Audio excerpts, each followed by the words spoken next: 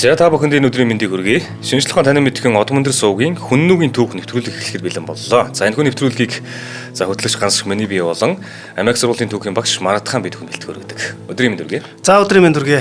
За энэ хүн нэвтрүүлгийг та бүхэнд яг одоо одон өндөр суугийн маань YouTube хуудасаар болон NTV телевизээр мөн нэмээд одон өндөр радио 83.3 болон 107 гэсэн хостолгооноор хурж байгаа гэдгийг дуулгая. За тэгээд энэ хүн нэвтрүүлгийн маань ивент итгэгчээр бол хоримтлалтай Монгол аяны хэрэгжүүлэгч Худалдаа хөгжлийн банк маань болон өдөр бүр шинэ өрөөтэй төлөөжүүгийн хамт олон маань бас ивент итгэж байгааг дуулгая. За баярлалаа. За эхлэе. За үзэгчид сонсогч та бүхэн маань сайхан шинжилсэн үү? Сайн наашаа яг такси өрөөд иржсэн чинь яг одон өндөр радиогоор явж гин. Их гой сонсогдсон байна. Ямар гой цээл холоотой юм те. Манай эд маань тэгээд гой санагцсан. За тэгээ өнөөдрийнхээ нэвтрүүлгийг эхлэе. За өнөөдрийн нэвтрүүлэг болохоор хүннүүгийн нийгэм гэсэн нэвтрүүлэг. Тэгэхээр хүннүүгийн нийгэм гэдэг дээр өнөөдөр яг юг авч үзэх вэ гэхлээр хүннүүгийн одоо юм цол хэрэгэм те нийгмийн давхарга бүтэц энэ талаар нь ярих юм.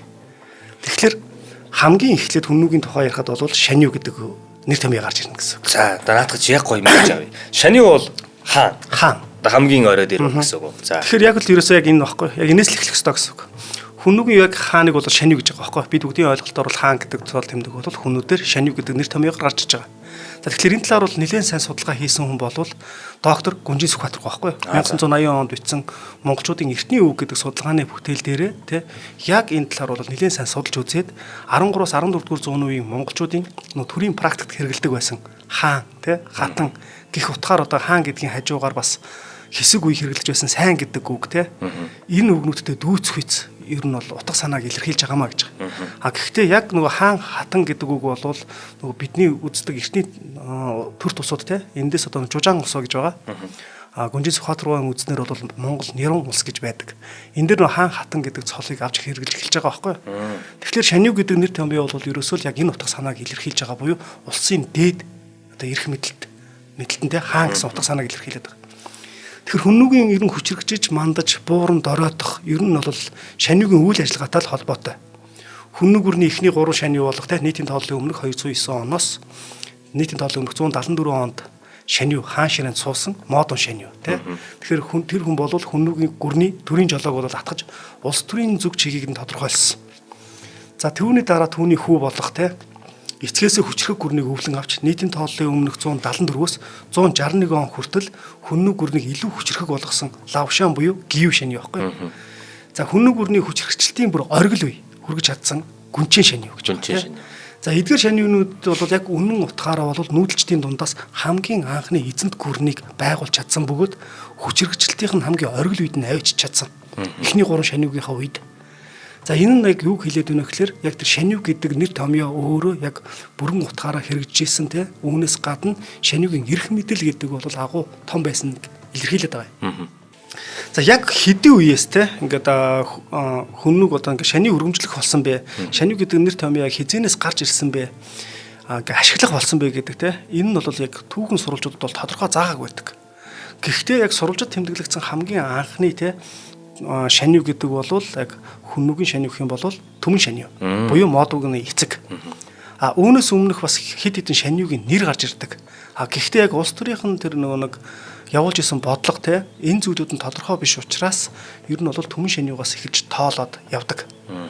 Гэтэл төмөн шанивгаас өмнө нь бол энэ шанив гэдэг нэр томьёо бол тодорхой байсан байна гэдгийг бол төмөн шанивгийн хэрэгжүүлсэн үйл ажиллагаанаас нь давхар харж болж байгаа. За. Тий. Энэ юу вэ гэхээр төмөн шанивгүй үеэс л одоо тий хүннүг ингээд захирж байсан 24 аймгийн холбоо улс байсан.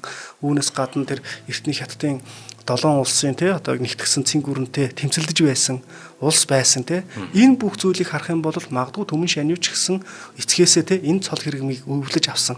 Үүнээс өмнө бүр Овг аймгийн тий шанив хэмээх цол хэрэгмүүд байсан нь бол ер нь тодорхойлоод байгаа. Тэгвэл яг хизэнээс нь мэддэхгүй. Гэхдээ шанив бол яг өдөржсэн үнэн. Тэгэхээр төмөн шанивгаас цаашаа бидний бас мэдэхгүй. Цаашид ирээдүйд археологийн олдроор олдох ч юм уу, эсвэл энэ судалгааны юмдээс гарч ирэх ч юм уу. Дахиад хүннүүгийн түүх ууршлан гэсэн үг, цаашлан гэсэн үг шүү дээ. Нэг үе бол бас эртний хятад сурвалжуудыг бол нэлээд сайн тий шүүгээд үзсэн. Тэгэхээр энэ бол яг одоо чиний хэлдгээр археологийн баримтаар яг өөр шанивгийн тий нэртэй одоо хүннүү бичиг олдохгүй бол энэ бас өөр айгүй хэцүү асуудал болчихж байгаа. Тийм л баг л та.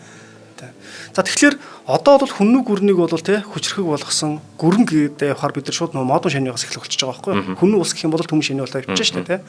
Тэгэхээр одоо модон шаниу бол яг эрс шинжлэх хийж эхэлсэн байгаа байхгүй юу? Тэгэхээр энэ нь бол өөрөө шаниугийн эрх мэдлийг улам нэмэгдүүлсэн гэж үзэж болж байгаа. Тэгэхээр хөрш улс орнуудаа эзэлснийхаа дараа тэднийг ингээд баримтлан захирах тогтолцоог бий болгож байгаа шүү дээ. Үүнээс гадна улс гүрнээ 3 гар болгож хувааж байгаа. Төвийн хэсэг, баруун хэсэг, зүүн хэсэг. А үүнээс яг төвийн хэсгийг нь болохоор шаниу өөрөө захирч исэн байгаа байхгүй. За. Энэ нь бол яг шаниугийн явуулж ирсэн те улс төрийн бодлогоос нь бол давхар харагдаад байдаг. Төрийн одоо засаг захиргааны нэгжснээс харагдаад байгаа юм.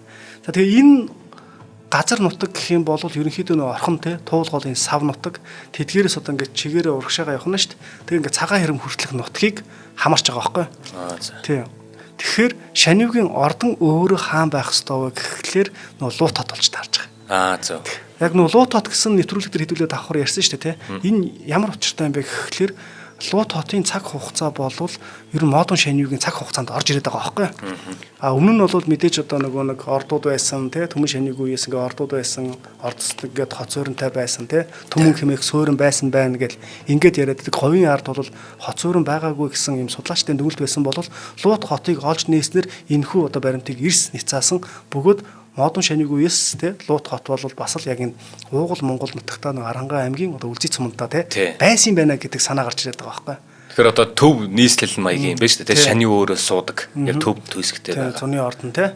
За тэгэхээр шаниу бол мэдээж ямар эрх мэдэлтэй хүн бэ гэдгийг бас нэгдүгürt нэлээд сайн тодорхой болгоод өгчих хэрэгтэй. За тэгэхээр шаниу бол мэдээж нөгөө нэг бусад түшмэлнэрийг те томилох, огцруулах, шийтгэх тэр бүхэл одоо алах буюу цаазлах тэ ийм одоо эрх мэдэлтэй хүн байсан байгаа байхгүй. Тэгэхээр тэр нь бол ингээ улс орны нэн чухал одоо цаазлах дээр ярьж байна л да тий. Нэн чухал одоо ингээд ашиг сонирхлын эсрэг үйл явдал хийс хүнийг цаазлж байгаа шүү дээ. Тэрнээс ч утга учиргүй одоо өөртөө таалагдахгүй болго нэг цаазлаад байна гэсэн утгатай бол биш болж байгаа. Тэгэх юм бол нөгөө тий эрх нь бол байгаа. Гэхдээ эн чинь нөгөө нэг сайн удирдагч бол тий нөгөө нэг сайн төшмөл бол нэг эзнээ олцсон гэдэг шүү дээ. Энийний бас нэг давхар баримт яваад байгаа шүү дээ. Тийм болохоор модон шаниу бол яг ямархуу үед одоо тий сай төшмдүүдийг цаазалж исэн бэ гэдэг нь бол түүхэнд тодорхой тэмдэглэгдэж үлдсэн байдаг. За энэ нь юу вэ гэхээр мэдээж модон шаниу хамгийн анх эзэнт гүрнээ байгуулсныхаа дараа Дунхай аймагаас илч ирдэг тий. За энэ бол мэдээж манай сонсогч нар бүгдээрээ мэдж байгаа. Энийний дээр хамгийн сүүлдэн дээр газар нутаг гэдэг зүйлээ өгж болно гэж хэлсэн хүннүү төшмдүүдийг цаазалсан үйл явдал байхгүй. Тэндээс эхэл цаазалж байгаа юм тий. Цаазалсан шүү дээ тий. Тэгэхээр энэ бол мэдээж нөгөө төшмдүүдийн толгойг авч байна гэдэг бол шаниу бол хэмжээшгүй эрэхтэй гэдгийнх нь давхар нэг баталгаа болоод явж байгаа байхгүй. За тэгэхээр хэмжээшгүй эрэхтэй тий. Хэмжээшгүй эрэхтэй.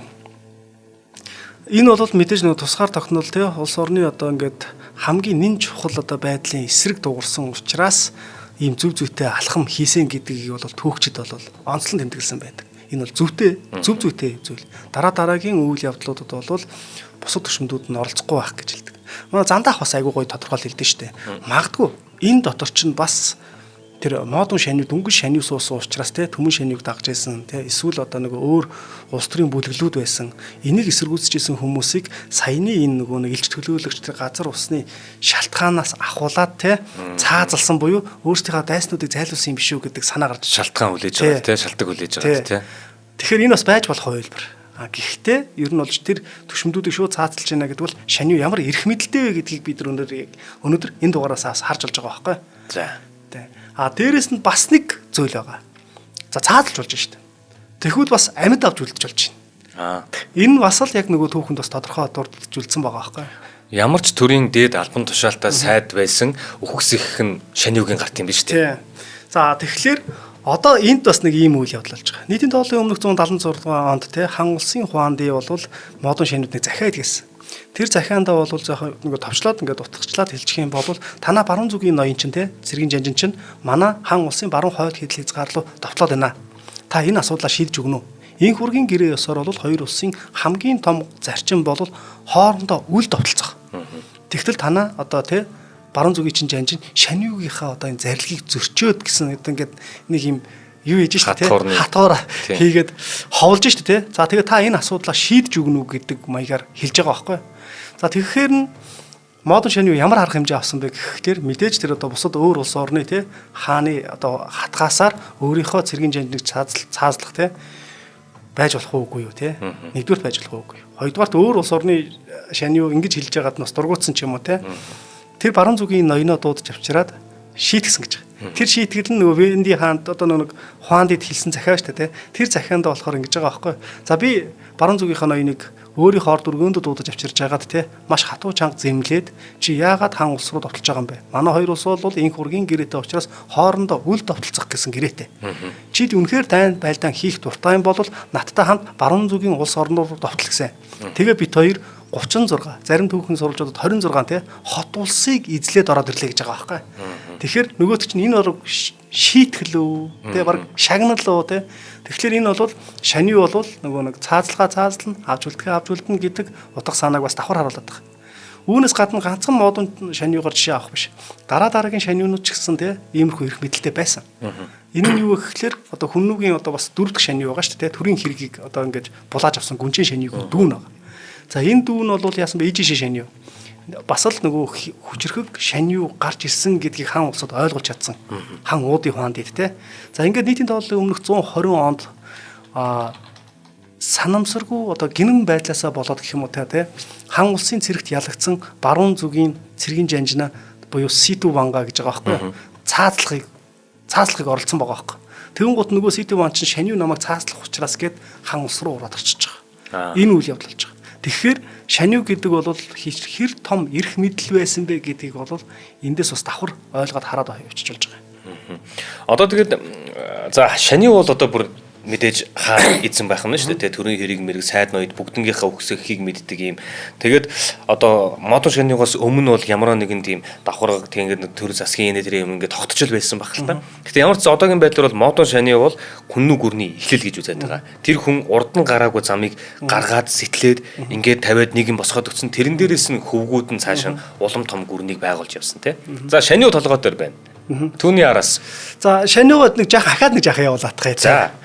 За тэгэхээр энэ мэтлэн шаниу бол ер нь ордондоо те төшмөлийн чуулганыг удирдах, төрийн хэргийг хилэлцэх, ер нь бүх цэргийг захирах, нэгтгэн захирах те шүүхийн дээд эрх мэдлийг хэрэгжүүлэх зэрэг ингээм дотоод бодлогын те бүхий л асуудлыг бол ингээ зарлиг тушаалаараа ингээ шийддэг байсан байгаа байхгүй. Гэхдээ бүх юмыг шүүж чадахгүй шүү дээ те. Тэгэхээр энийг чинь бас тусдаа ингээ зохицуулах бас албан тушаалтангууд байгаад байна. За тэгээд дээрэс нь мөн хан улс болон бусад гадаад улс орнуудтай бол те хаад ноёдтой илж төлөөлөгч те эсвэл одоо захидлаар харьцах гэрээ байгуулах мөн харь улс орнд дайн зарлах гэх мэтээр одоо нэг гадаад бодлогын асуудлыг бол бүрэн шийдвэрлэх эрх мэдэлтэй байсан баг. За. Тэгэхээр энэ бүхнээс үзэхэд болоод хүннүүгийн шаниугийн те улсын эзэн хааны эрх мэдэлтэй хүчтэй төвлөрсөн засаглал бүхий шатлан захирах тогтолцоо байсан нь тодорхой байгаа байхгүй. Тэг яагаад ингэж яриад байгаа юм бэ гэхээр бас нэг асуудал гарч ирээд байгаа. Энэ юу гэхээр өмнөх судалгаанууд. За жишээ нь бит хоёр одоо ингээд хүннүүгийн түүхийг зөндөө ярьж байна. Ярих болгонд л одоо Гөмлөв гэдэг хүний нэр гарч иж байна тийм үү? За Гөмлөв гэдэг хүн бол мэдээж хүннүүгийн талаар бол маш сайн судалгаа хийсэн судлаач мөн. Гэхдээ энэ хүн бол шаниу гэдгийг тодорхойлж хэлэхдээ бол шаниу бол тэр бусад 24 овг аймгийн те одоо толгойлогч нараас те нэг тийм хол зөрүү гараад ахаар хүн бишээ. So шаниу гэдэг нэр нь л одоо те онцгойлж өгж байгаа. Тэрнээс биш эрх мэдлийн хувьд бол энэ бол баг бусдтайгаа яг адилхан гэсэн маягаар үзэж дүгнсэн байгаа байхгүй. Энэ бол энэ дүгнэлт бол хичнээн одоо нөгөө Гөмлөгөө те хүннүүгийн түүхийг бичсэн маш олон одоо ингээд нэвтрүүлгийн туршид бид нар одоо те ишилж ярьж байсан боловч одоо бас буруу дүгнсэн байх магадлал нь болохоор саяных байхгүй. Шаниу бол яалчгүй л хаан байсан гэдгийг бол те давхар ингээд хэлээд байна гэж. За тэгэхээр бас дээрэс нь шаниу бол бас нэг юм тусдаа нэг овгийн хүн байх гэдэг тийм багаз. Ягаад гэвэл зөвхөн шаниун удмынхан шаниу суун штэ. За тийм. Сюльятан гэдэг тийм. Сюльянти бас Леванти гэдэг. За хоёулаа ингээд өнөдөртөг нэ. Яг одоохонд бол нэг Леванти гэдэг овгийг аваа явчих тий. За. За тэгэхээр шаниуг бол Ченли Гуту шаниу гэж хэлдэг байхгүй. Ченли Гуту. За тэгэхээр энэ бол яг ямар утгатай үг вэ гэдгийг бол тий яг хүннүү ус мөхсний дараагийн одоо ингээд тий Нангиадын нэг юм эрдэмтэн хүннүүгийн түүх судруудыг гэх юм уу тий тэмдэглэл бичиж байхдаа энэ Чинли Гуту гэдэг үгийг ерөөс огт ойлгохгүйсэн байгаа байхгүй. Тэгээд ингээд ойлгохгүй байжсэн чинь төвний хажууд байсан хүннүү боолно Тэнгэрийн хүү гэж хэлсэн байгаа байхгүй. За. Тэнгэрийн хүү шанив гэж байгаа юм тий. Тий. Тэгэхээр шанив гэдэг нь орчуулагдсан юм болов? Чинлэг утга нь орчуулагдж байгаа юм чи. Одоо нэг юм энгийн хэл рүү буулгах юм бол. Тий одоо юу одоохон төрүүлж байгаа зэ. Маш гоё санагдлаа. За тэгэхээр энэ юм байгаа юм. Тэгэхээр одоо яг энэ чинлэг утга гэдгийн тэр чинлэг гэдэг нь болохоор тэнгэр. Гууту гэдэг нь болохоор хүү байгаа байхгүй. Тэгэхээр саяны одоо ингээ утгаар ингээ илэрхийлж штэ тэнгэрийн хүү гэсэн утга санааг хэлээд байна. За тэгэхээр энэ бол нөгөө нэг дээд тэнгэрээс заяат монголчууд гэж ярьдаг тий. Тэгээ дээрэс нь дээд тэнгэрээс заяат Чингис хаан тий. Чингис хааны өвөг дээдс тэнгис талаа гаталж ирээд тэгээд Бүрчэн гоо марлын хамт гэл ингээ ярьдаг штэ тий. Энтэй чи яг утга дүцэж байгаа байхгүй. Тий. Тийм байгаа штэ. За тэгэхээр тэнгэрийн хүү. За тэнгэрийн хүү. Тэгэхээр Эрдэмтэн Сүхбаатар руугаа бол тий яг энэ судалгаагаа цааш нь илүү лавшруулж судалж үзсний үндсэн дээр шанью гэдгийг бол тий хятадаар гуанда буюу өргөн уудам гэсэн үг гэж хэлж байгаа. Өргөн уудам. За тэгэхээр энэ нь бол нөгөө тэнгэр шиг уудам шанью гэсэн утга санааг хэлээд байгаа байхгүй. Тэнгэрийн хүү буюу тэнгэр шиг уудам одоо гэсэн санааг хэлээд тэгэхээр энэ дээрх мэдээнээс үзэх юм бол хүмүүчүүд эзэн шаньюугаа тий тэнгэрээс гаралтай тэнгэрийн хүү гэж үздэг гэсэн байгаа байхгүй. Уудам. За нөгөө Чингис гэдэг цолтой ер нь нэлээд дүүцэж очиж байгаа ч тий. Тэгжиж хүүхдүүд нь цаашаа өргөжлүүлж авч явах шанью болоод байна тий. Ааха. Энд нэг онцгойрох нэг юм гарч ирээд шүү дээ. Тийм ээ. Тэгэхгүй бол одоо энгийн иргэд бид бол шанью болохгүй нөө шүү дээ тий. Тэг яг одоо яг энийг л ойлгоосаа гэж яриад байгаа байхгүй. За судлаач маань бол ингээд цаашаага тий энийг улам лавшруулж судалж үзсний үндсэн дээр ер нь бол бөөгийн шашны ертөнцийг үзэх үзлийн үндсэн дээр тий шанью ганцаараа тэнгэрээс заяат төлөөлөгч мэт болгон өргөмжилж шанью ганцаараа захирах эрхийн үзэл суртлын талаар зөвтгсөн хэрэг мөн гэж үзэж байгаа байхгүй. Энэ буцаагаад нөгөө хүннүүгийн нийгэм аваад үзье. Нийт ард түмэн яг саяны чиний хэлсэн чинь байгаа байхгүй. Тэгэхээр тэндээс нэг юм онцгой нэг хүмүүс байх гэдэг шүү дээ. Юм тэнгэрийн заяата, тэнгэрийн одоо тий тааллыг хүртсэн ийм нэг тустай юм хувь тавилантай хүмүүс энэ хүмүүс одоо яах нь хүннүг өдөрдөж явна шаньюгийн удам угсаа байна гэдэг санааг нөгөө чинлиг гутуу тий нөгөө гуанда буюу өргөн уулдан гэсэн энэ утга санаагаараа илэрхийлж хэлээд байгаа юм. Тэгэхээр нөгөө нэг яг ард түмний нэг итгэж үнэмшдэг нэг төрлийн одоо нэг үзэл суртал маягийн бас байсан л гэх гэдэг шүү дээ тий. Тэгээ эн чинь ерөөсөө тэрүүгээр л итгүүлнэ. Аха. Яг үнэн. Зөвөр ингээ шинжлэх ухаанч бусаар хэлэхэд заяа. Зөв ингээ энгийнээр тайлбарлахад бол энэ зөвөр ийм утга санааг илэрхийлээд байгаа байхгүй. Энэ бол яг тухайн үед байсан ард түмний маш том пиар байгаа байхгүй. Ард түмэнд үзүүлж байгаа шаньюгийн зүгээс үзүүлж байгаа пиар. Эдний одоо удам угсааныхнаас үзүүлж байгаа пиар. Монголын нус товчооч гэсэн ер нь бол Чингис хааныг пиарцсан тий. Одоо нэг сурвалж үдэ. Тэгэхээр яг ингээд иймэрхүү утга санааг л хэлээд байгаа байхгүй. Ард түмэнд за юм тустай хүмүүс байгаа шүү гэдгийг хэлээд шүү дээ тий. За хоёулаа хамтран хэлцээ танилцуулаад үргэлжлүүлнэ. За ингээд шинжлэх ухааны танин мэдхийн Одон Мөндөр суугийн хүннүүгийн төв нэвтрүүлэг юм аа. Энэ удаагийн дугаараар за бид бүхэнтэй 2024 онд маш олон нэвтрүүлгүүдээр манаас хамтарч ирсэн манай Худалдаа хөгжлийн банк хамтарч байгаа. За Худалдаа хөгжлийн банкны хамт олон бол Хоримтлалтай Монгол гэж аяны та бүхэндээ хэрэгжүүлж хүргэдэг. Энэ аян бас олон жил явж байгаа. Тэнд нь маш олон хүмүүс одоо хамрагдсан. Тэгээд хоримтлалтай болсон. Хоримтлалыг зүгээр нэг юм за байнгын мөнгө олдог хүмүүс ч гэдэг юм уу те эсвэл мөнгөтэй хүмүүс хоримтлалыг үүсгэдэг. Нэг юм багаар хугацаа өнгөрөхөөр тэр чин юм савн улам томроод дүүрээд идгээ гэдэг энэ санааг л бүгднтэйгээ маш ойлгомжтойгоор хуваалцаж байгаа. Гол нь хоримтлал үүсгэхийн тулд хүмүүст аюух асуудал байна. Одоо би жишээлбэл цалингаа боохыг хүлээгээл те хоримтлал үүснэ гэж цалингаа боохыг хүлээгээл. Тэгээ цалин буунгууд сард би нэг 200 мянга төгрөг хийгээд эмээр байна гэж ийм байдлаар хоримтлагдаг хүмүүс байна. А тэгэхээр энэ чинь санхүүгийн сахилга баттай мундаг хүмүүсийг хийдэг зүйл байхгүй. А одоо миний мэдийн хүмүүс шүү дээ. Жишээлбэл яадаг вэ гэхээр нэг юм дэлгүүрт ороод одоо нэг ундаа авахтаа ч юм уу те нэг 2500-аар авч гинөө 3000-аар авч гинөө гэдэг нь надад нэг юм ялгаатай биш. Бид нар баг багт гэдэг байсан нөгөө ээж аав нэг дэлгүүр гүйлгэдэг те нэг бүхэл 5000 төгрөг өгүүлэгч ч юм уу эсвэл нэг 2000 төгрөг өгүүлгэн гутал нэг бутархаа мөнгө хариулт мөнгө үлдээдэг чинь 200 300 50 20 30 төгрөг мөрөг те тэр чин дараа нэг гаамаа чихэр мөхөд авч болдог. Яг тиймэрхүү юм хариулт мөнгүүдийн чинь хүртэл те хоримтлал маягаар хийя. Та өдөртөө хичнээн удаа худалдаа авалт хийдэг үлээ.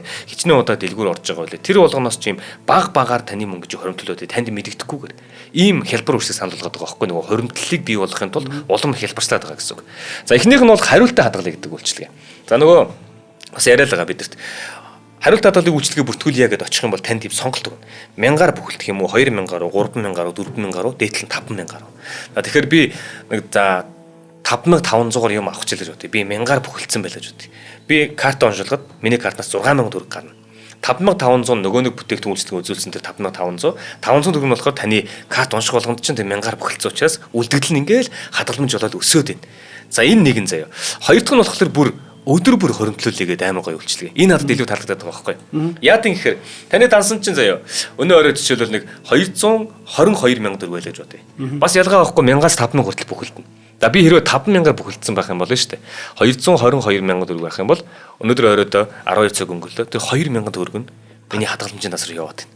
Би 2000 одоо жишээл маргааш оройх би нэг 24000 төгрөгтэй байх юм бол 4000 пак яваад байна. 5 4 3 2 1 гэд ингээд ямар ч сан 1000-аас 5000 хүртэл та бүхэлдэж болно. Наа чинь бол надад гоё санагдав. Ингээд харин орой болгон яг ийм бутархаа дүнгээр нь ингээд бүрдүүлээд ингээд хоримтлж нэмээд идэг. Энэ мэдчлэн хялбар хоримтлалыг худалдаа хөгжлийн банкны хамт олон маань та бүхэн санал болгож байгаа юм. Ингээд хэдүүлээ ямар ч эрсдэл гарсан бай, аялал зугаалгач бай, өвчин зовлон тохиолдсон ч бай, ямарваа нэг юм худалдан авах хэрэгтэй болсон ч бай, яг энэ тохиолдолд танд хоримтлал буюу таны эрсдлийн санчин ард чинь бүрдээд байж байгаа. Энэ үйлчилгээг худалдаа хөгжлийн банкны хамт олон маань санал болгоод байдаг шүү. За үүнийг бол одоо хоримтлалтай Монгол гэж байгаа. За хоримтлалтай Монголын хялбар хоримтлалын үйлчилгээг та бүхэнд өнөөдөр танилцууллаа. Дэлгэрэнгүй мэдээллийг 1819-77 гэсэн утаснаас аваарай. За мөн өөртөө ойрхон байх худалдаа хөгжлийн банкны аль салбарт очиод энэхүү хялбар хоримтлал үйлчилгээг та бүхэн нээлгэж болох юм байгаамаа. Баярлалаа. Дээр нөгөө зандаах бас яриадсан мэт яг орлогынхаа тодорхой хэмжээгээ татдаг болсон чинь нэстэ айтайх юм бэлээ. Нөгөө үлдгэлээ хараадсан чинь амар гоё юм гээд. Тэгээ хоёулаа ярьж байгаад ерөнхийдөө хадгалах тийшээ болсон чи яг алийг сонгосон бэ? Эхлээгүй л байна. Гэхдээ энэ хэрвээ тэгчих юм бол донтох юм бэлээ. Донтдог гэдэг байгаа байхгүй. Өдөр болгон өсөж байгаа мөнгө харахаар улам ором ороод. Энэ хэд хоногийн дараа хэд нөгөөт нь 50 мянга болсон юм 100 мянга болсон юм. Тэг хин зүгээр өж явах 50 мянга 100 мянга төгрөг өгөх юм. За тэгээд сарын дараа хэд 150 мянга төгрөг болсон байх юм лөө. Тэг ийм зөв юмд бол онцмор байгаа байхгүй тий. Гоё шүү. За өргөжлөх үү. За. За дээрэс нь одоо нөгөө нэг шанив гэдэг цол өрөө яваад шүү дээ шанив. Одоо хаан гэсэн утгатай тий. Гэтэл эндээс бас модон шанивгаас хоошоогоо лавшан шанив гэж гарч байгаа тий. Гів шанив. Уг нь бол уугуул нэр нь бол уугуул одоо тий нэр нь бол гів шанив шүү дээ. Гів. Гэтэл тэр лавшан гэдэг нь цол очиж байгаа байхгүй. Чингис гэдэг шиг үү? Тий. За энэс хоошоогоо одоо бол хүннүүгийн хаадууд тий шанивнаар бол ингээд цол хэрэглээд эхэлчихэж байгаа.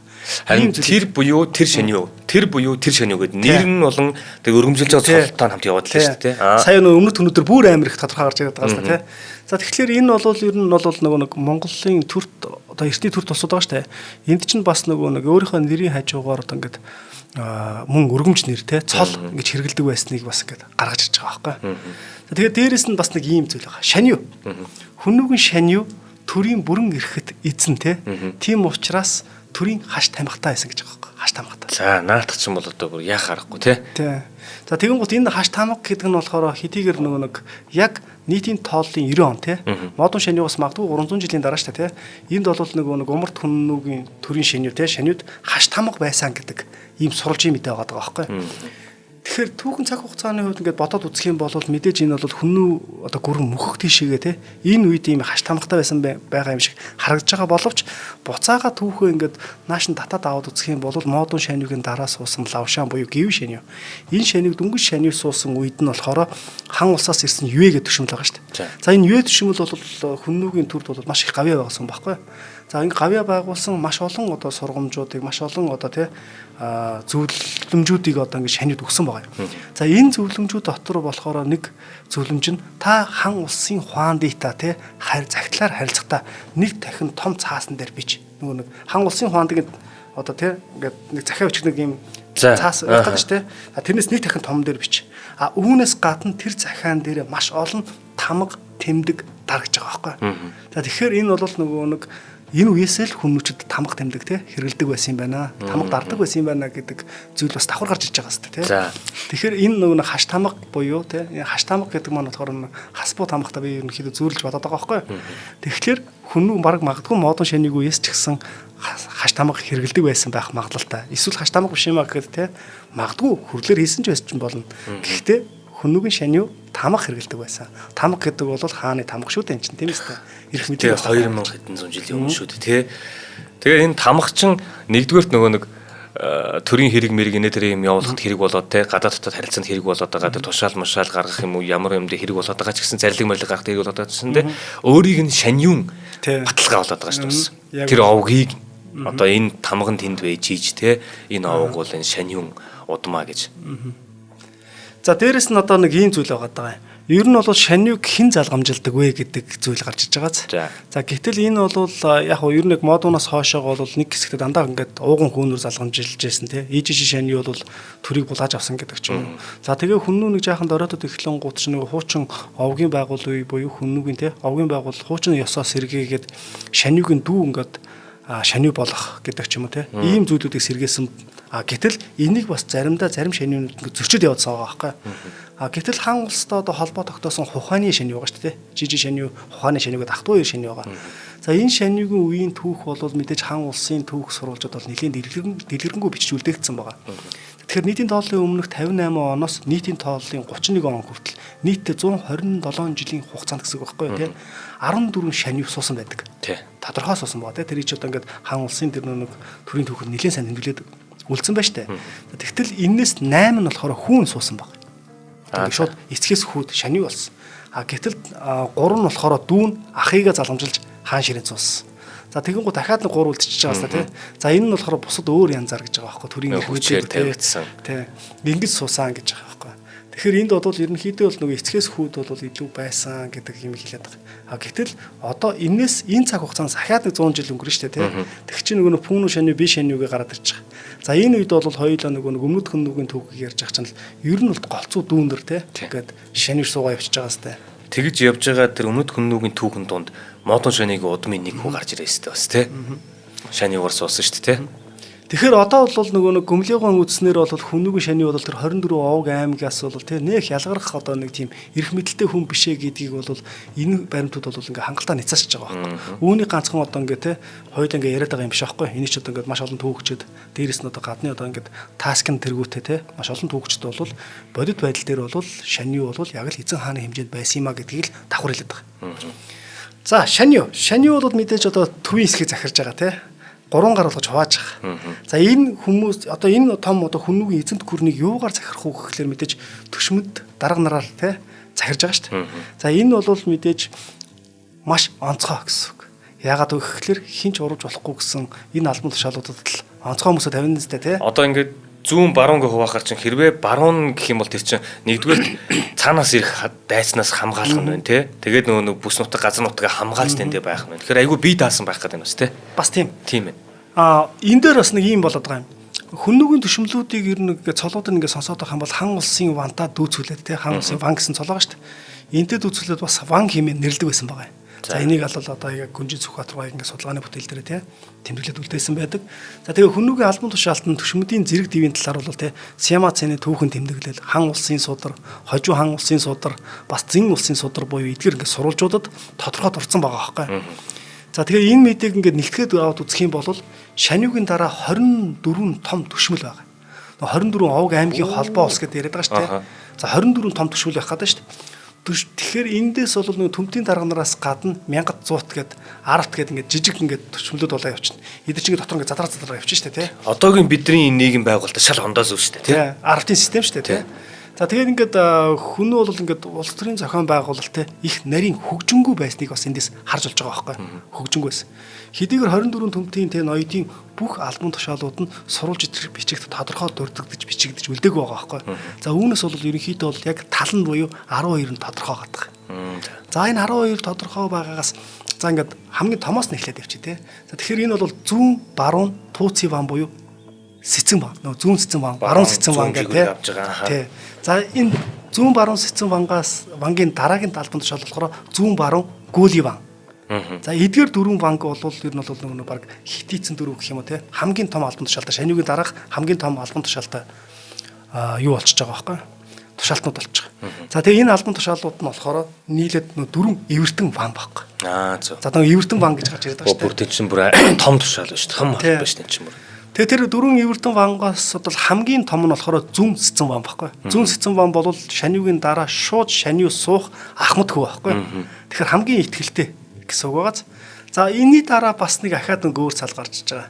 За энэ цол бол мэдээж бас одоо нэг ийм цолууд байгаа байхгүй. Одоо нэг зүүн баруун те одоо бусад цолтонгууд байгаа. Энэ цолтонгууд бол нийлээд 6 эвертэн ван гэж байгаа. 4 эвертон бангийн араас 6 эвертон бан. За ингээд нийлээд ингээ 10 эвертон бан болж байгаа. За энэ 10 эвертон бан яг юу хийх вэ гэхлээр эдгээрүүд бүгдээрээ яг шаниугийн удмын хүмүүс. Ах дүүнэр. За гэсэн үг байхгүй. Одоо нөгөө нэг Леванти буюу Сильянти овгийн хүмүүс гэсэн үг байхгүй. Овгоор л эзэн сууж байгаа. Тийм, овгоор эзэн сууж байгаа байхгүй. За тэгэхээр энэ 10 нь бол ингээ тусдаа ингээ овг болчлаа тий. Тэгэхээр энэ бол мэдээж нэгдүгürt бол шаниугаас урахгүй. За ер нь бол нэг тийм шүү дээ хамгийн ойр итгэж болох хүмүүс гэсэн үг шүү дээ тий. За урахгүй гэдэг зүйл эхний үедээ бол нэг тийм байж таарна л да мэдээж хоошоогоо ингээд арай өөр болоод тавьчин тий. За дараа нь болохоор мэдээж энэ бол нөгөө нэг шаниуд үнэт зүтгэснийх нь бас ингээд нөгөө нэг илэрхийлэл болгож тэр яг шаниун удам дотроо ингээд бас нэг өрсөлдөөнийг бий болгоод өчөж байгаа зүйл байгаа байхгүй. Удмаа эдэрч айгүй нэгт тавина тий. Энэ удмын ирээдүй, энэ удмын нэр төр гэдэг юм бол амар авч явна шүү дээ. Тэгэхээр саяны 10 эвертон банк гэдэг зүйл бол шаниугийн одоо нэг эрх мэдлийг улам баталгаажуулах зэвсэг болоод гэж байгаа байхгүй тийм бас тий. За тэгээ одоо нөгөө нэг юу яаж байгаа юм? Яг иймэрхүү одоо нэг зүүн сэцэн ван те баруун сэцэн ван гүли ван гэл ингээ гарч ирж штэ. Эдгээр цолууд ер нь яг хизэнээс түүхэн тэмдэглэгдэж үлдсэн бэ гэхлээр зүүн сэцэн ван гэдэг цол те зүүн түүцэн ван штэ. За энэ бол нийтийн тооллын өмнө 200 онд хамгийн анх сурвалж бичиг тэмдэглэгдэж үлдсэн байгаа байхгүй түүхэн тэмдэглэлд. За дараагийнх нь болохоор баруун гүли ван гэдэг цол болохоор нийтийн тооллын өмнө 160 онд тэмдэглэгдэж байгаа. Тэгэхээр энэ мэдээж өмнө байсан гэсэн үг байхгүй. Тэгээ байсан гэдэг маань болохоор магадгүй энэ бол модон шанийг үеэс эдгээр цол хэрэгмүүд бол баттай байсныг бол мэдж болж байгаа байхгүй. Он тооллоор нөөх тий. За юу яасан мань хоёулаа хамтаа хэлцээ чадны тайм өргөжлүүлье. За нэвтрүүлгийн маань ивент тэтчээр бол манай өдөр бүр шинэ ураатай төлөөжүүгийн хамт олон маань ивент тэтгэж байгаа. За төлөөжүүгийн хамт олон маань бол одоо танд шинэ одоо худалдаанд гарцсан байгаа. 5 төрлийн ролл кейкийг санал болгож байгаа, танилцуулж байгаа. За энд болохоор амтд зөгийн тосоор бэлтгэсэн төлөөжүүгийн нууц жороо тусгайлан хийсэн чиглэг бас зөөлөн өрлөөт хайртай хүнээ хүссэн үедээ баярлуулаарай гэж. Одоо бас гоё баярууд болж штэ. Тэр 3 сар чинь баяр ихтэй сар шүү дээ. Дараагийнх нь болохоор гүзээлцгэн бөөрөлцгний чаналаа тусгайлан амталсан чиглэг рулет гинэ. Мөн дараагийнх нь байгалийн амтыг төгс хослуулсан тансцаг амт, амтд зөгийн бол болон хушгины самрын амтыг мэдрүүлэх рулет. Дараагийнх нь болохоор амтлаг карамел болон кофений цэцгийтэй анхлын үнэртэй мока рулет. За дараагийнх нь болохоор ногоон цайны гүн амтыг мэдрүүлж идэх төдийд сэтгэл сэргээх амтлаг матча рулет. Гэх мэтчлэн ийм 5 төрлийн рулетийг гаргацсан байгаа. За мөн дээрэс нь манай өдөр бүр шинэ ураатай төлөөжүүгийн хамт олон маань бол Улаанбаатар хотод чинь сая сүүлд 20 дахь салбараа нээсэн. Тэгээд ерөөсөө Улаанбаатар хотын бас өнцөг булан бүрүүдэд тийм ээ хүмүүстэй хэрэглэгчтэй бүгдэнтэй ойрхон байхаар ажиллаж байгаа. Хамгийн гол нь ингээд салбар нээхээс гадна тийм өдөр бүр шинэ байна гэдэг чинь давуу тал нь багхгүй. Хэдэн салбар байсан яг энэ схемээр өдөр болгон шинэ байна гэдэг чинь л төлөөжүүгийн давуу тал нь. За тэгээд хайртай дотны хүмүүстэй манайх энэ гоё амтлаг билуунууд бас бэлгэлдэг тий чухал баярууд дээр бас авдаг. Энэ сайхан амтнуудыг бүтээдэг өдөр бүр шинэ ураатай төлөөжүүгийн амт олондоо талхаснаа илэрхийлье. Та бүхэндээ баярлалаа. За ойлоо өргөжлүүлье. За нөгөө нэг хамгийн том 4 эвертон бангаас гадна 6 эвертон банк гэж гарч ирсэн шүү дээ. За тэр нь болохоор нэг их жанжин, их дүүвэ тэгээд юу гэж аах их данхуу гэж байгаа байхгүй. Тэгээд эдгээр нь болохоор дандаа их гисэн цол тэмдгүүнүүд урд авч байгаа. Тэгүн гутын чинь саяны 3 цол хэлж байгаа сте. Баруун зүүнээр гутын 6 олчиж байгаа байхгүй. Тий. Ингээ 6 олчиж. За тэгээ эдгээр бол мэдээж нөгөө нэг шаниугийн одоо ойр төрлийн хүмүүс байгаа шүү дээ. Та яг тэдгээр оны үегээд ингээд шаниугаар тэмдэглээд ингээд нийгмийн байдлын зэрэг дэвүүдийг ингээд хувааж бичиж үзсэн үү? Яг ингээд доош нэг салаад. Юу тийм юу байдаг шүү дээ. Хүнүүгийн үг гээд хүнүүгийн одоо тал бичих гэдэг хоёр судалгааны бүтээл байдаг. Энэ дээр бол ингээд бичсэн байдаг. Яг ингээд нүдэрээ хармаар байгаа байхгүй юу? За одоо нэг ийм зүйл байгаа даа. Энэ юу гэсэн үг гэхлээр саяных тэр нэг ивэр гэдэг нэг цол хэлээд нь шүү дээ. Нийлээд нэг 10 эвертон бан байгаад байна. Эдгэр чинь бүгдээр нийлэх хүннүг шаниутайгаа нийлээд захираад байгаа сте. Тэгэхээр ивэр гэдэг зүйл маань бол ерөнхийдөө бол нэг хуучин овгийн үеийн тэр тотем шүтлэхээс үлдэж байгаа зүйл шүү дээ. Тэ ингээ уламжлагдаж ирж байгаа зүйл. Тэгэхээр ямар нэгэн байдлаар тэр ингээ цол чимэг нь магадгүй нөгөө иврээр ингэж дүрслэгддэг байсан байх магадaltaй байхгүй. Тэгвэл зэрэглэн ч юм уу тий. Малгаан гэдэг чинь тий. За тэгэхээр нэг Ил Морган гэдэг хүн бол энэ бол те энэ Индианы ёс заншлуудтай нэлээд төстэй байна гэж байгаа байхгүй. За тэр Индианы ёс заншилд бол тэр одоо овгийн ахлагч те юм ивэртэй байт юм байна л да. За ивэр шиг одоо юм зөөлтэй гэсэн. За тэр овгийн ахлагч нас оронгууд нь яах вэ гэхэлэр тэр иврийг нь салгаж аваад тэр хүнээ оршуулсныхаа хажууд яг ингээд хажууд нь ингээд нэг иврээ тавьдаг гэж байгаа. Дараагийн овгийн ахлагч тодорхойлох гэж байгаа байхгүй. Тэгээд дараагийн овгийн ахлагчд нөгөө иврээ зөвшөөрдөг. Тэгэхээр энэ бол бас л нөгөө нэг саяны хэлж байгаа цол тэмдэг те. Энэ нь өөрөө тэр иврээр илэрхийлэгддэг байсан байх магадлал өндөртэй болж байгаа. Мөн Солонгост бас ингээд ивэртэй малгай өмсөн ивэрт ван гэдэг цол байсан гэж байгаа байхгүй. Хуучны тэр дайнлаа мулантай кино тэр зураг хөргөн дээр бас байдаг юм а те нэг юм эврүүдтэй. Тэгэхээр одоо нөгөө чиний хэлдгэр чинь яг л энэ зүйл аахгүй археологийн баримтаар батлагдах гэдэг зүйл яриад байна шүү дээ. Гэтэл хэдийгээр яг ингээд эвэртэй малгай гэдэг ч юм уу те цол тэмдгийг илэрхийлэн зүйл гарч ирээгүй боловч хүннүгийн нөгөө хаад язгууртны булш буунаас чинь дандаа нөгөө нэг эвэртэй домгийн амтд гарч ирээд байгаа шүү дээ. Бэлэгдүүс, гариуда, те луу, бар, ирвэс эдгээр дээр чинь бүгдэн дээр нь тэр грифон буюу нэг эвэртэй амтан гарч ирээд байна. За энэ нь өөрөө бол за хоёулаа энэ дандаа шаниугийнх юм гэж бас үзэж болохгүй байхгүй. Яагаад вэ гэхээр хүннүгийн төрд нөгөө нийтдээ 60 орчим шаниугаар байсан шүү дээ. Гэтэл одоо хүннүгийн язгууртны булш чинь 2200 гаруй гэж байгаа. Цаашдаа энэ судалгаа чинь бүр 50 эдэн газар гэдэг гэж бүр нэмэгдээд явчих واخхой. Тэгэхээр энэ бол магадгүй нөгөө нэг энэ эвертэн ваун те эдний удам мөксаа гэдэг ч юм уу эдэртэй бас холбож ойлгож болох юм. Зүгээр энэ бол зөв таамаглалт үдий зүйл те. Тэгэхээр одоо нөгөө бас ийм байж болох бах те. Гоё юм их таамагласан юм. Одоо жишээлбэл зүүн одоо бүсийг захирж байгаа ван байж те эвертэн ван байлаа те. Тэр эвертэн вангийн одоо удам мөксааных нь шүтлэг нь гриппон байж болох юм байна те. Ганц зөвхөн нэг амтны гэсэн үг байхгүй. Тий, нэг амтны. Тэгэхээр тэр амтныхаа хэлбэр инээ те симметри юм тамга тэмдэг ч юм эсвэл ийм зүйлт ч юм эсвэл юу гэдэг нэг тиймэрхүү юмар илэрхийлээ аваа явдаг гэсэн болох юм байна. Яг зөв наач тийм юм байна те. Тэгээ дараагийн өөр овг нь болохоор өөр шүтлэгтэй амт. Тий, одоо нэг гариудагаар ч юм уу те. Эсвэл нөгөө ирвсээр ч юм уу бараар ч юм уу те. Бас байж болно те. Тэгэх юм бол нөгөө нэг овг аймагуд чинь ингээ ялгарл амар гоё харагдаад явчих юм байна шүү дээ. Бараг нөгөө Game of Thrones шиг юм шүү те. Тийм гоё ялгарх юм биш үү. За дараагийнх нь болохоор нэг ийм зүйл байгаа. Гүдэх хов гэдэг цол байгаа юм. За тий. За энэ гүдэх хов гэдэг цол болохоор ер нь бол яг шаниугийн удам угсааных нь биш мөртлөө энийг болохоор бүр өмнө нь бол судлаачид ингэж үздэг гэсэн аахгүй. Гүдэх хов гэдэг цол бол шаниу удам угсааных нь биш. Гэхдээ маш өндөр цол тэрэг юм. За энэ бол нөгөө нэг шаниу бол өөрийнхөө одоо удам угсаануудыг те бас давхар хямуулж захируулахын тулд ингэж торшуул маягаар гэх юм уу те ингэж байсан цолоо гэж би л одоо ингээд оюутан байхдаа ингэж багш нараараа заалгаж ирсэн. За гэтэл одоо бол арай өөр болсон байлээ тэр гүдэх хов гэдэг цолыг бол те. За тэр нь бол юу вэ гэхээр ер нь бол юу гэж хариу овгийн ба ингээд нэг захиргааны талыг цагдах гэж байгаа байхгүй. Одоо шүүх эрх мэдлийг хийж байгаа гэж. Гүдэх хов гэдэг цол. Тэгэхээр энэ бол бүр ингээд цаашаага түүхэн ингээд хүмүүч ингээд 300 жил оршин тогтлоо шүү дээ. Энэ хугацаанд бол сүүл бол өмнөд хүн умард хүн хэмээн яг ингээд задрах үеэс бол өмнөд хүнүүд бол энэ хуян овгийнхан ингээд гүдэх хов гэдэг цолтой болж эхэлсэн гэж. Гүдэх хов цолноос ч бүр шаны хүртэл сууж муугаад ингээд явдаг шүү дээ тий.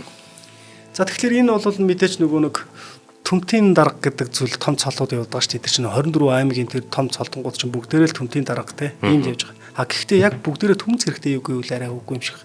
Төм гэдгээ арай өөр байж болно. Тоонууд нь. Тий. Саяны тэр дөрөв гэдэг ааш тий. Эдгээр чинь төмөөс илүү зэрэгтэй. Төм болон төмөөс илүү зэрэгтэй болчихж байгаа байхгүй. За үлдсэн 6 эвертэн бомб шүү дээ тий. Ээж нь төм зэрэгтэй байна. Төм зэрэгтэй болчихж байгаа. А тэгээ үлдсэн ахаад нэг 12 24 байгаа даа шүү тий. За эдгээр нь бол одоо нэг 1000-аас одоо ингээд дээшгээ төм хүртэл гэдэг ч юм уу тий. Нэг иймэрхүү болоод явчихж байгаа. За энэ мэтлэнгээр бол саяны гүдэх хов гэдэг чинь бас л баруун зүүндээ гарч ирж байгааз. Баруун зүүндээ гарч ирж байгаа мөртлөө төвд тослон гэсэн юу байгаа байхгүй. Санаа байгаа байхгүй. Төв гэдэг нь болохоор шаниу тослон гэсэн үг байгаа сте. За ингэхлээр яг ингээд яг 50% нь буюу 12 цол нь ингээд тодорхойлчих. Үлдсэн 12 цол нь бол тодорхой биш байгаа байхгүй. За яг энэ түүхэн л тодорхой биш байгаа тийм. А тэрнээс биш бас өөр томоохон цолууд бас гарч ирэхийг бас үгүйсэх аргагүй гэсэн үг. Энэ тэгээ дайн хураантай байх үед энэ цэрэг зэвсэг жанжин гэдэг нь бас нэг яг тэр нийгмийн давхаргаантай илүү өндөр байр суурь эзэлж байгаа бах те. Цэрэгтэй байна. Төмтийн юм байна. Тэр төмтөөс илүү цэрэгүүдийг захирнаа. Тэрний эрх мэдэл байна гэхээр тэрний нэг хүч нь хамт нэмэгдээ явж байгаа бах те. Тэр буюу хэл одоо саяны тэр 10 эвертэн баан ч тусдаа одоо ингээ газар нутагтай те. Бие даасан байдал нь илүү хүчрэхэг ийм байгаад байгаа байхгүй. За гүдухоо цоолоо шүү дээ те. Энэ цоолыг болохоор энэ Ширитори Будвэрг Бизан нар гэдэг ингээд судлаач нар шүү дээ тий. Монгол хэлний хутаг гэдэг үгтэй ойролцоогч байгаа. Хутаг тий хутаг. За. Түрэг хэлний болохоор кутлуг зэрэг ингээд тайлбарласан байдаг. Гэхдээ энэ бол бүрэн нотлохоо бол биш гэж байгаа байхгүй. За гэтэл энэ дэр бас би бас нэг зүгээр өөрийн бас нэг санаагаа хэлж байгаа шүү тий. Одоо нэг та одоо өөрийнхөө санаагаа хэлдэг хэм бэ гэдэг нэг жоохон шүмжлээд байгаа шүү дээ сүүлийн чинь. За энэ дэр бол нэг юм хутаг буюу одоо энэ чинь нэг ариун дагшин гэсэн утга санааг илэрхийлээд байгаа байхгүй. За үлзий гэсэн утга санааг илэрхийлээд байгаа. За яг хутаг гэдэг үгээр нь явах юм бол энэ чинь бас төвд гаралтай үг юм шиг бол авчиж байгаа байхгүй. Тэгэхээр яг за хэдүүлээ төвд гаралтай хутаг гэдэг үгөө хөөгд үзэх юм бол энэ чинь монгол хэлний үлзий гэсэн үг байхгүй. За тэгээ одоо ингээд бодоод үзэхээр нэг итүүгийн ийск буюу ариун дагшин гэж газар байгаа юм. Эртний түргүүдийн үед гарч идэг байхгүй. За энэ бол тэр нэг уулыг хэлээд байгаа. За тэр итүүгийн ийс буюу тэр хутаг тэр уулыг эзэлж авахаар тэр уулыг эзэлж авсан овг аймагт ойр орчмын овг аймагуд ингэж дагаар орчдөг гэж байгаа. байхгүй. За нэг ийм тэгэхээр нэг ийм тэнгэрийн ямарваа нэгэн хотог үлзийг ингэж нэг өөртөө шингээсэн болж тарах гэдэг шүү дээ тий. За тэгэхээр энэ гүдүү хов гэдэг цол нь за хожим төргийн үед бол магадгүй Кутлуг гэдэг цол боллоо гэж үтэй тий.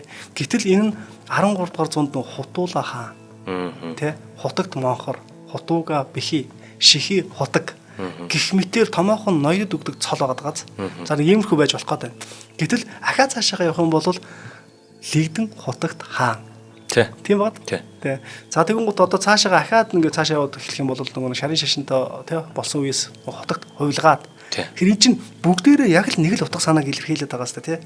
Мэдээж нөгөө нэг татарын шихи хотгийг ингээд байж ирэх чинь нөгөө чигчийн хуруухан шинийхэн шигийнхэн тий хотог буюу үлзий хотгийг олсон хүүхэд байна гэж хэлж байгаа шүү дээ. Тэгэхээр энэ бол тэр гүдүү хов гэдэг бол бас л нэг юм том цол тэмдэг байх магадлал өндөртөө гэдгийг бас давхар хэлээд байгаа байхгүй.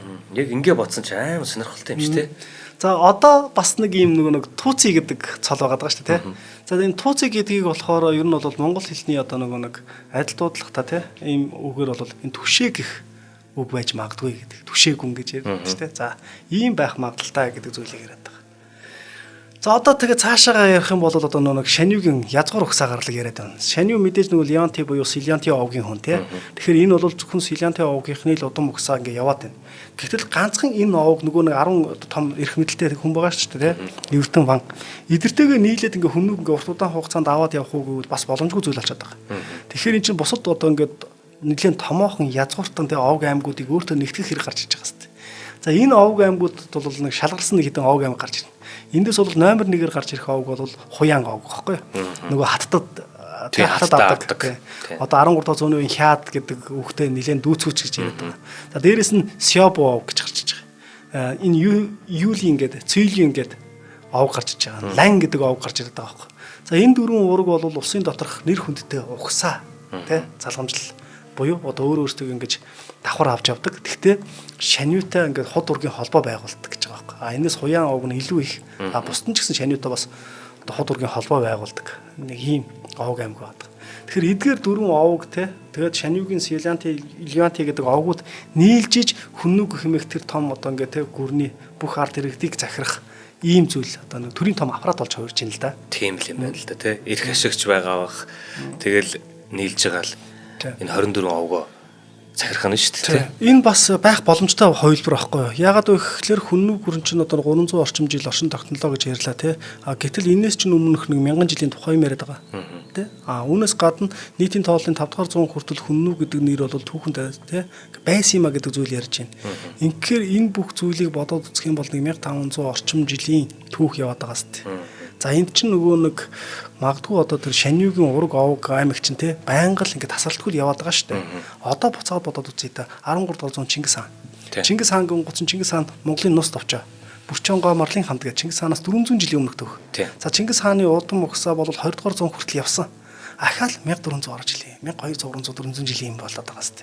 Тэгэхээр энэ бол нөгөө нэг Чингис хааны алтан ураг гэдэгтэй адилхан тэр Силянти, Леонти гэдэг ингээ хоёр янзаар бичээд байгаа Шаниугийн удам угсаа болвол энэ бусад овг аймагуудтайгаа яваад өгсөн байгаа байхгүй тий. Ингээд нилээ явсан. Энэ нь нэг 13 дугаар зууны үеийн тэр Хонгирад аймаг гэдэг ч юм уу тий. Эсвэл одоо өөр одоо нэг хамаг Монголтой ч одоо холбоо сайтай бусад овг аймагуд байгаа шүү дээ. Энэ овг аймагуудтай ер нь бол нэлээд төстэй харагдаж байгаа шүү дээ. За тийм байна. За ингээд нэвтрүүлгийн маань цаг өндөрлчлөө. Аюул сонирхолтой юм байна. Цаашаа хөөвл те. Энэ одоо нөгөө овг аймагуудын мэдээж за энэ одоо манай овгийн Шаниу болох хүн гэдэг нь угаасаа төрсөн цагаас л тодорхой байгаа сте тий.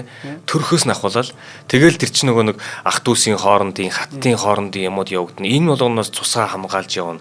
Тэгээд цус гэдэг юм тэр овг юу гэдэг юм амар чухал.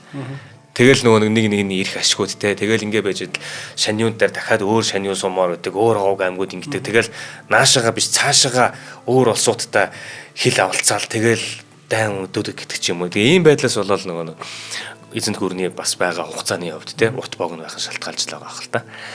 За ингээд шинжлэх ухааны таны мэдхийн Одон Мөндөр суугийн хүннүүгийн түүх нэвтрүүлгийн маань энэ удаагийн дугаар энэ хүрээд өндөрлөж байна. За энэ хүн нэвтрүүлгээ та бүхэн маань манай Одон Мөндөр суугийн YouTube хуудаснаас хизээл бол хизээ байнгын нөхөд үзчих болно. YouTube устдал те байж л байна. Мөн дээрээс нь манай NTV телевиз энэхүү нэвтрүүлгийг харах аль биесний эрэхтэй. За NTV телевизээр хүлээн авлаа. Мөн бид бүхэн 83.3 болон 107 гэсэн хос долгионыг одон өндөр сувг дээр бас авсан байгаа. Ингээд та бүхэн маань ийм олон төрлийн платформоор бид бүхний хүлээн аван сонсож байгаа шүү. Талхсан илэрхийлье. Харин энэхүү нэвтрүүлгийг явуулах боломжийг олгож ивент гэсэн байгууллага маань бол Хуримтлалтай Монгол аяныг хэрэгжүүлэгч Худалдаа хөгжлийн банк өдөр бүр шинэ үрээтэй төлөжөөгийн хамт олон байлаа. Баярлалаа.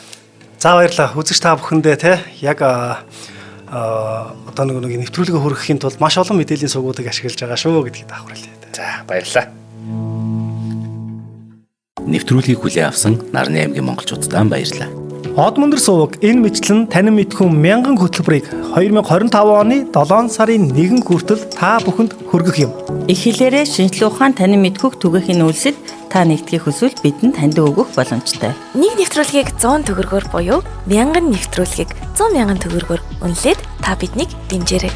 Жилдээ ганцхан удаа 100,000 төгрөгөөр дэмжснээр шинжлэх ухаан танин мэдхүг түгээх энэ үйл хэрэг таны оролцоотойгоор амжилттай үргэлжлэх юм а. Зандан хүү миний нэр дээрх голомт банкны данс байгаа. 30 15 15 1942 30 15 15 1942 Та 100,000 төгрөгөөр шилжүүлэхдээ гүйлгээний утга дээр нь өөрийн нэр болон утасны дугаараа заавал бичээрэй. 100,000 төгрөг хандвалснаар одон өндөр сувгийн алтан гишүүн болох юм. Шинжлэх ухаан танин мэдхгүй Монголд ялах болтугай.